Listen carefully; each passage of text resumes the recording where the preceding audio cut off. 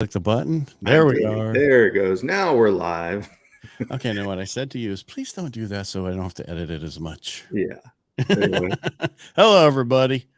Hey, I'm Ed everybody. Parcaut. I'm here with Brian Galke, and we're ACES 53. We are. Someone asked me the other day, what does that mean? It means ACES is the attitude, commitment, enthusiasm, and smile that you bring to the table when you're in sales.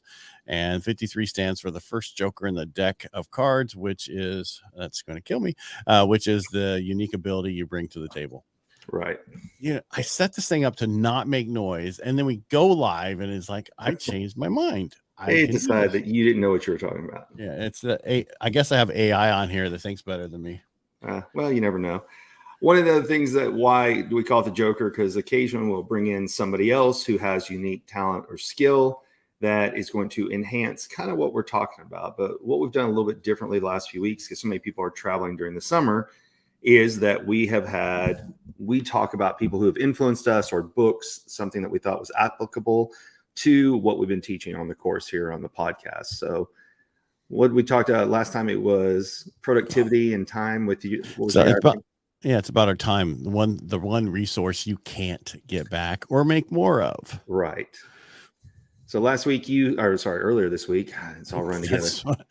I'm telling you, this for me, everything's blurred together ever since I started the presidency of the Rotary, because it's like being on stage once a week, which is not a big deal, but it's like you're on. Everybody's looking at you. Everybody's talking to you. It's like you're the master of the show and you're up there. That's right. So yeah, we just haven't had jokers for a little bit, but on Tuesday, 2 days ago, you had the book. What was the guy's name? Dan. Oh, gosh, you're so on it today. I am. Todd Duncan, Time Traps. Duncan. Hey, there was a D when I said Dan. Look, Duncan, Dan. Proven strategies for swamped salespeople. Yes. So that's if you live in Georgia, Tennessee, and you're in a swamp, it's for you. Could be Florida also. Right. So you didn't like that? I thought that was we're a little bit off today. I thought that was funny. Yes. I'm just like, I've been up since 4:30, which normally I don't get up till 5:30, but it's Latin. It's just one of those things. Yeah. 3 cups of coffee, and not little cups, more major coffee. Cups. Yeah. So I took Viola to because there was a movie she wanted to see called The Teenage Kraken or whatever. And today's the last day it's showing because it's doing poorly in the theaters. So the only time to see it was at 10 a.m. So we had to rush home after that so we could make this. Was it one of the woke Disney movies or something? Is that why it's doing bad? There's probably so. Well, it was released at the same time as Indiana Jones, Elemental, and what's the one? Sound of Freedom. Sound of Freedom. Yes. Yeah. And so it gets pulled from at least the local theaters tomorrow. So anyway. One of the things we were talking about on Tuesday was recently I'd seen this guy 2 years in a row at Ryan Stewman's MDM, which is $1 Million Mastermind, and his name is Bobby Castro. And I really liked Bobby Castro because he comes out on stage. A lot of people try and show off and have flash and everything else. This guy comes out in tennis shoes, jeans, and a t-shirt. And his t-shirt we talking about Steve Sims? No, kind of. You would think. I don't know. Is Steve a billionaire? He must Steve must have stolen his outfit from Steve. He could have. He very well could have. So he always has shirts like right now the one he wears is PMA, which is positive mental attitude, is one of the things that he tries to focus on. And I really liked when he came on stage. His wife Sophia came up, but what he's really known for is something called kind of non-refundable minutes. But he's just basically been around for a while. So what's kind of cool about this guy is he talked about like working in a restaurant and everything else until he started different companies and self-made entrepreneur, investor. They bought real estate businesses, you name it. And he tells the whole story of when he was working in a restaurant and everything, he was trying to be flashy and buy a lot of high-end stuff. Look at me, make a little bit of money, buy something fancy. And what he figured out afterwards is really what you want to focus on is what he calls effective time management and productivity. So even when you make money, stop, don't go buy stuff, right? Just focus on what got you to make that money and keep working on it. So readjusting your time management, which is how it ties into Tuesday, and then how to look at your time management in terms of productivity. And like I said, just really powerful guy. So if you just go to bobbycastro.com, you can learn more about him. But I really like the passion he has. You can Google his name and Non-Refundable Minutes. And basically you can find him on YouTube, Facebook videos, you name it, where he gives a shortened version of it. Well, I like the fact that he broke down non-refundable minutes, right? It's Yes. now you're like, oh man, instead of, we're like wasting time, it's basically the one resource we cannot make more of. You can work more, get more money. You can do this, you could look younger, plastic surgery, unless it's the Joker's Stem plastic cells. surgery. Yeah. You can get in better shape by working out and exercising more, that kind of stuff. Exactly. But your skin, it's amazing when you work out so much, your skin gets so much softer drinking all that you're water. Sweating all the time. You're hydrated. Something like that. Yeah. But it is about the non-refundable minutes. That's something you really need to focus on. And I think we waste a lot of our time during the day and our week, especially as salespeople, because we're worried of, we're afraid. A lot of salespeople are afraid to make the phone call, make the email, I'll just do some emails. Right. And do all this stuff instead of what really makes money, which is speaking to your clients, speaking to your referral partners on a daily basis. And you really need to time man. And this is true. You need to break down your week and go, okay, on Tuesdays, and you find out when do they have their sales meetings, when they have this, and that is when you don't call them. Because some people, right, and you find out what, most of them don't come in on Mondays, right? Because they work the weekends, but some of them do. But it doesn't mean, so you should just try calling them all the time, but time block on your schedule when to do it and say, I will not take any phone calls during this period of time, answer any emails during this period of time. And this is all I'm doing. I'm dialing for dollars. Yes. And that's when you say time management, a lot of people think that only applies to the 8 to 5. And that's what kind of Bobby talks about. It's different. This is your whole life. How are you managing time with your family? How are you managing time for your health? How are you managing time for your business?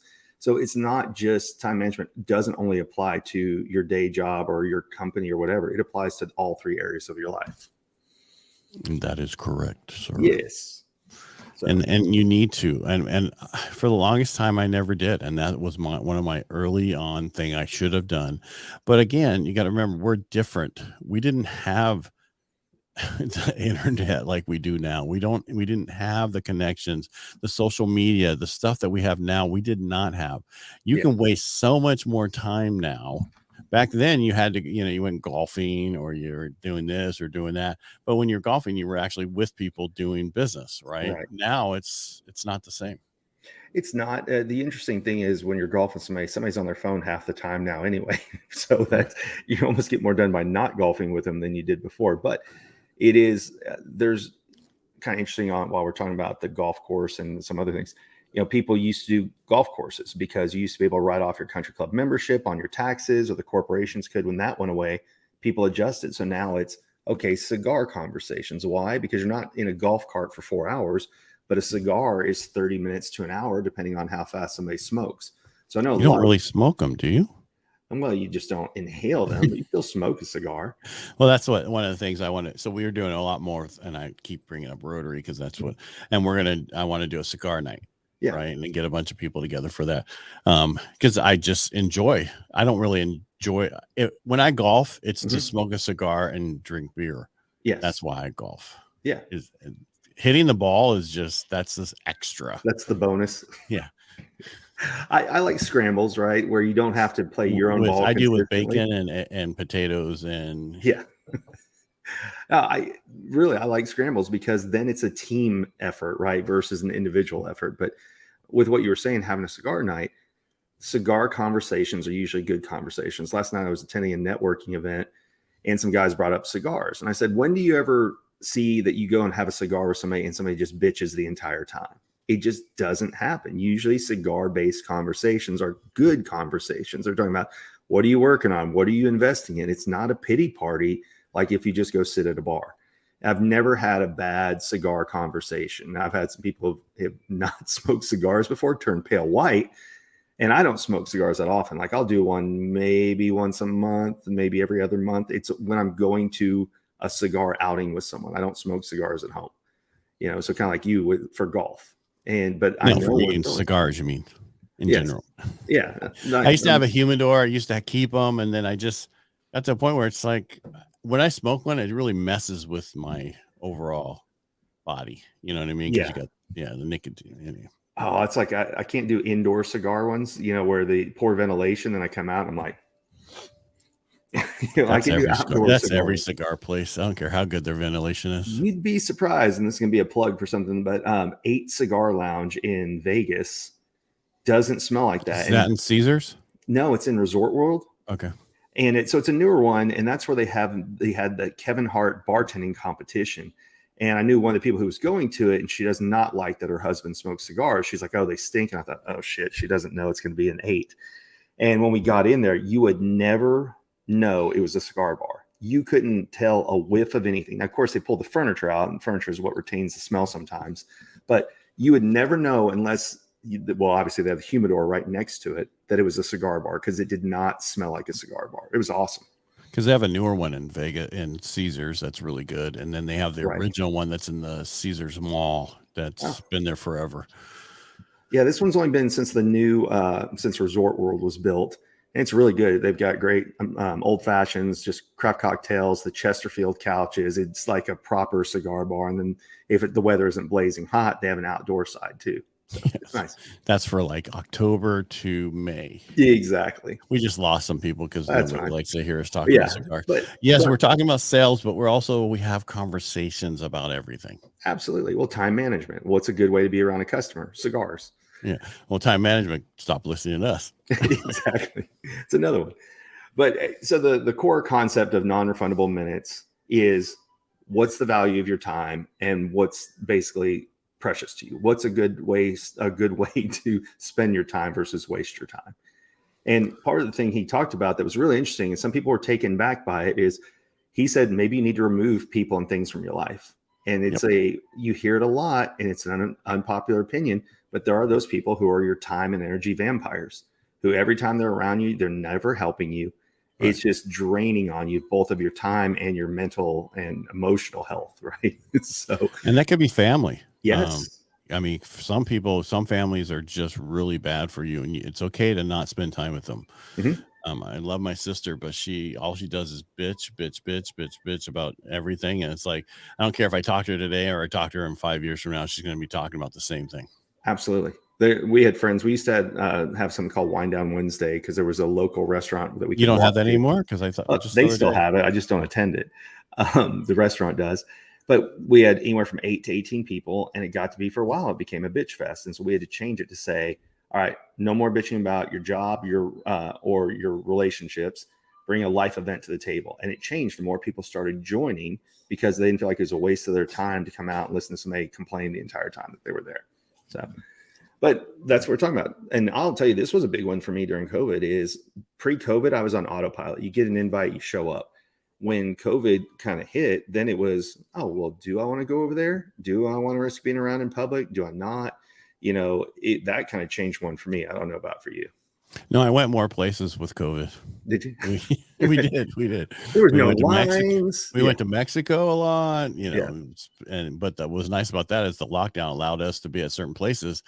There was only a few of us. Yeah. You'd be in the pool and there'd be 2 other people in the pool with you, right? In this huge resort. So we I had a friend who went to Vegas during it all, and they had to have signs out that said, "Don't wear your mask in the pool."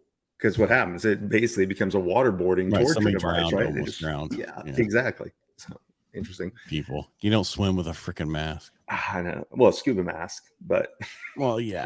Well, it's still not swimming. It's not still, yeah. Number 3, focus on 3 main pillars: your business, your family, and your health. Right. When of course, mindset's the bonus that they talk about as well. But what was interesting is it depends on who you listen to. Some people listen to Grant Cardone. It's business comes first. An hour a day is enough time with my kids. Then you listen to some other people who are like, you have to have a perfect work-life balance. And that's one of the things he talked about is you got to figure out, if it's the business that's taking care of the family, focus on the business so you can spend more time with the family later on. But you have to have your health in there as well. Mm-hmm. And, it's the old Steve Jobs story that everybody talks about, is he had all this money, but he would have given all of his money back for more time on this earth. And you hear that from a lot of people. You don't get to your deathbed and say, I wish I would have worked more. Instead, it's, I wish I would have taken care of myself. I wish I would spend more time with family. So it's that kind of that trifecta, that pyramid of business, health, and wealth are good. And mindset has to be applied to all three of those. Yeah. So that's what I do. I do myself. I got back into it because I was for 8 months. I didn't really do it. Now it's just like 11:30, 11:30 to 1 something. Mm-hmm. You can't get me. My phone's left at the office. I went home. I'm going to finish doing what I want to do. Good. I mean, that's the whole thing. Right now, it's a grind culture is the cool thing. Oh, work 20 hours a day, get 3 hours of sleep. You got to do what's right for you and your mindset. It's not a universal appeal. And even some of the people, to go on the polar opposite of that, you had Tim Ferriss, who wrote the book, The 4-Hour Work Week. Mhm. And that was just a catchy title. But there are some people that focus on, I will teach you how to only work X amount of hours a week instead of 40 hours a week, which was some man-made concept of when they were going to run the factories, right? And it's something that still applies.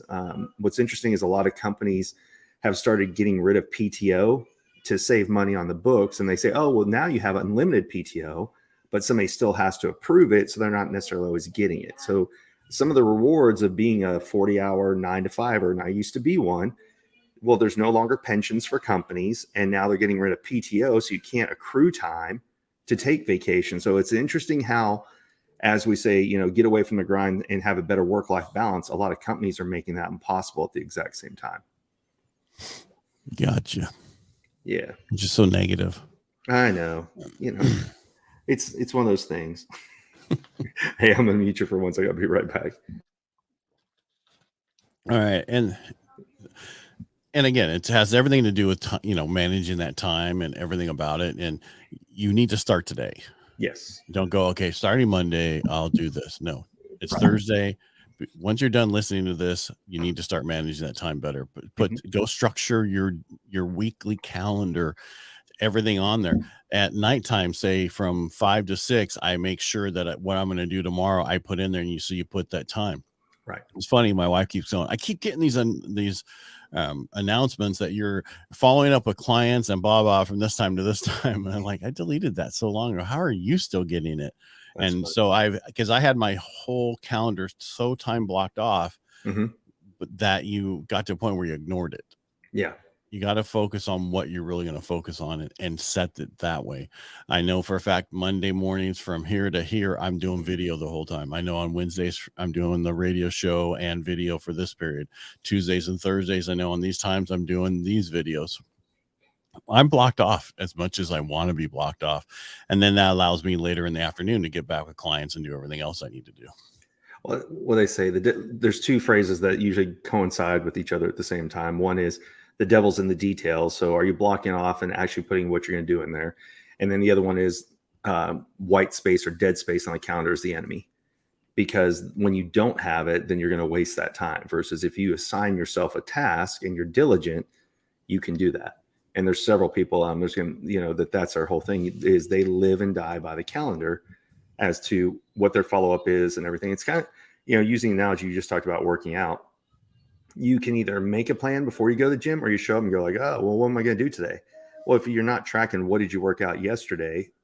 Are you doing redundancy and are you skipping things? Because human nature is we skip body parts we don't want to work out, right? So if somebody hates leg day, guess what they're not going to do? Leg day.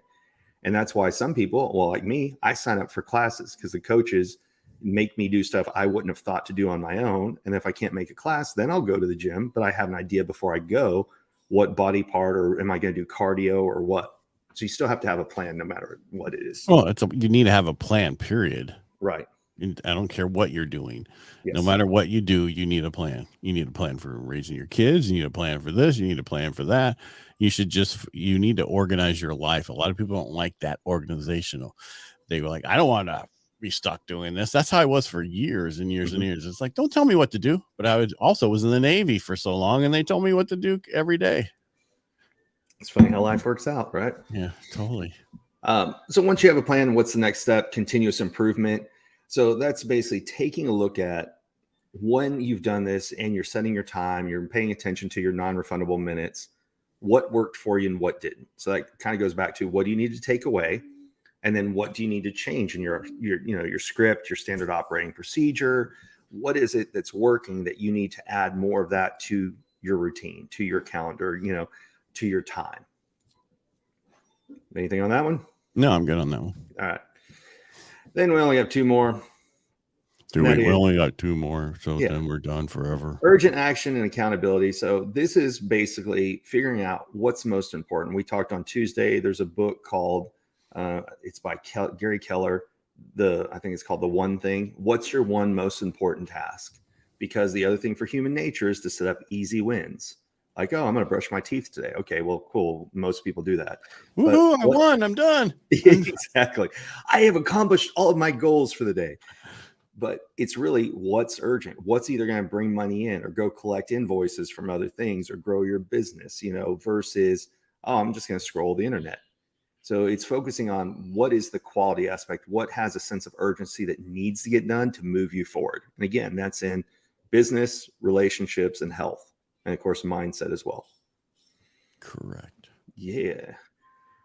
And kind of like one of the things that Ed has taught me here, an elimination of distractions. So before we go on a podcast, go and put on the do not disturb for an hour. Because why? If not, I would be like an ADD squirrel constantly looking at my phone to figure out why is it beeping? Why is it dinging? And so Ed has very well trained me into how to eliminate distractions when you can. Is that what it is? Yeah. But one thing you have that a lot of people have these days is they work from home and they have kids. Mm-hmm. And it's hard to get rid of those distractions. It is. Ambien, but or not Ambien. What is it you give kids? Cough syrup. Yeah. I think that's what our parents gave us. No. Now hot toddies. No, it's a little purple pill. What's it called? Xanax. No, damn it. I'll find the ball later. It won't matter. But anyway, it's the natural melatonin. Oh, so yes, kids now, the doctors are like, hey, give your kids melatonin to help them get a good night's sleep because they're growing and everything else. Like you said, cough syrup. I used to, when I couldn't sleep, I used to just swig NyQuil until I found out how effing bad for you NyQuil is to take on a regular basis. All that stuff is not right. It's like occasionally take. Right.